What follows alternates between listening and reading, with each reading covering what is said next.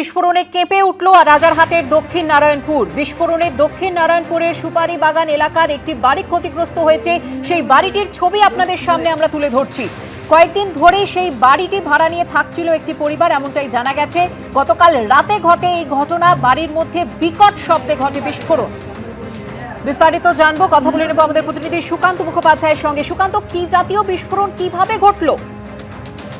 দেখো, সুতলি বোমা ফেটে এই বিস্ফোরণ হয়েছে বলে মনে করা হচ্ছে। যে বাড়ি থেকে বিস্ফোরণের উৎসস্থল সেটি ব্যাপকভাবে ক্ষতিগ্রস্ত হয়েছে এবং তার পাশে লাগোয়া যে ঘর সেটি কিন্তু সেই বিস্ফোরণের অভিঘাতেও ক্ষতিগ্রস্ত হয়েছে।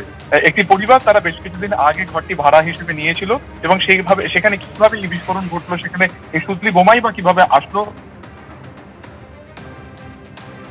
যোগাযোগ বিচ্ছিন্ন হয়ে গেছে আমাদের প্রতিনিধির সঙ্গে। আমরা আবারও চেষ্টা করছি যোগাযোগ করার। যে খবরে আমাদের নজর ছিল, সুতলি বোমা থেকে এই বিস্ফোরণ ঘটেছে এমনটাই জানালেন আমাদের প্রতিনিধি। এই বিস্ফোরণের জেরে একজন আহত হয়েছেন। সন্দেহভাজন এক ব্যক্তির খোঁজ চালাচ্ছে পুলিশ। গতকাল রাতে বিকট শব্দে এই বাড়ির মধ্যেই ঘটে বিস্ফোরণের ঘটনা। কিন্তু সুতলি বোমা কেন রাখা ছিল এই বাড়িতে, সেই প্রশ্ন থেকেই যাচ্ছে। কয়েকদিন ধরেই এই বাড়িতে ভাড়া থাকছিল একটি পরিবার। আমরা যোগাযোগ করতে পেরেছি আমাদের প্রতিনিধি সুকান্ত মুখোপাধ্যায়ের সঙ্গে। সুকান্ত, যেমনটা তুমি জানাচ্ছিলে, একেবারে দেখো, দক্ষিণ সুপারি বাগান সেটা কিন্তু এই নারায়ণপুরের মধ্যেই পড়ছে। সেখানে গতকাল রাতে আচমকায় বিস্ফোরণ ঘটে এবং কিভাবে বিস্ফোরণ ঘটেছে যেটা আপাতত তদন্তকারীরা মনে করছেন প্রাথমিকভাবে যে সুতলি বোমা পেটেই এই বিস্ফোরণ হয়েছে। মূল যে বাড়ি থেকে ঘটনার উৎপত্তি স্থল সেটা ব্যাপকভাবে ক্ষতিগ্রস্ত হয়েছে এবং ঘটনার ওই বিস্ফোরণের অভিঘাতে পাশের ঘরটিও কিন্তু একই রকম ভাবে ক্ষয়ক্ষতি হয়েছে। গতকালকে বম্ব স্কোয়াড ঘটনাস্থলে আসে।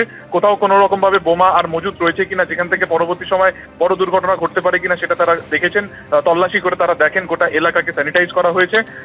কিভাবে এই বোমা সেখানে আসলো, কারাই বা সেটা মজুত করে রেখেছিল, বিষয়টি খতিয়ে দেখা হচ্ছে। কি উদ্দেশ্য ছিল এই বোমা মজুত করার, তদন্ত করে দেখছে নারায়ণপুর থানার পুলিশ। একটি পরিবার তারা বেশ কিছুদিন আগে ঘরটি ভাড়া নিয়ে এসেছিল, সেখানেই কিন্তু বিস্ফোরণ ঘটে। যদিও ঘটনার সময় তারা কিন্তু বাড়িতে ছিলেন না। কিভাবে ঘটনাটি ঘটলো তা দেখা হচ্ছে।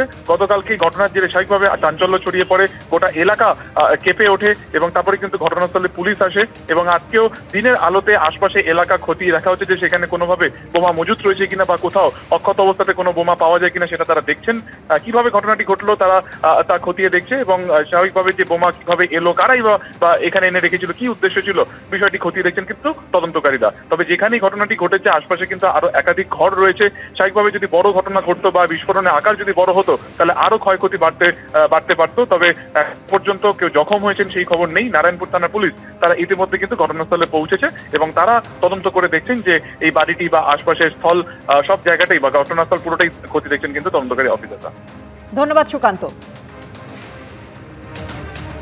রাজারহাট দক্ষিণ নারায়ণপুর, বিস্ফোরণে কেঁপে উঠল এই এলাকা। বিস্ফোরণে দক্ষিণ নারায়ণপুরের সুপারি বাগান এলাকার একটি বাড়ি ক্ষতিগ্রস্ত হয়েছে।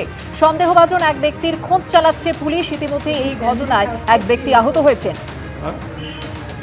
একটি পরিবার কয়েকদিন ধরেই বাড়িটি ভাড়া নিয়ে থাকছিল। গতকাল রাতে ঘটে বিস্ফোরণের ঘটনা।